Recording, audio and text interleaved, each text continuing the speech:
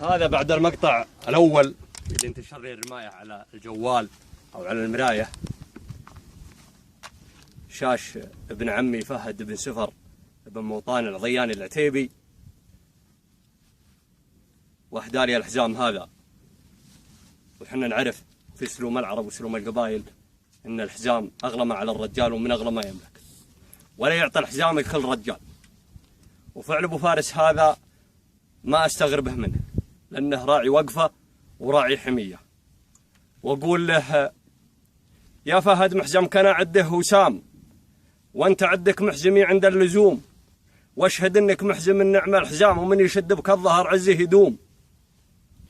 مثلك ينومس اليجة الاجسام، وصف انت فيه ما هو بمهزوم. ما تجي يمناك من دون السنام، وعن جميع الهزل يكفهم حشوم.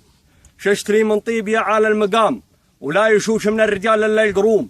ابن عمه شاش ما ظنه يلام، ولا يلومه غير من فصله ذلوم. هقوته مهيب هقوة الخمام، ولا ضعوف طبعها تثنى العزوم. هقوته مهيب هقوة الخمام، ولا ضعوف ضعفها يثنى العزوم. ويا ابن عمي بالطلاق وبالحرام، لو بغيت اخش في بعض العلوم، للفت الانظار وصح النيام، وافجع اللي حال من بعض الحلوم. ما يرجنب لو انا راهي وسام، لين تصل حدها ثم عاد اقوم. قوم تني ثنابها عزم الهمام، وتنجلي منها عن الروس الغيوم. والبني عمي منقصهم سلام، هم ذراي ومسندي عوق الخصوم. لابتن تعرف اللي يشتد الزحام، وروسهم بافعالهم فوق النجوم.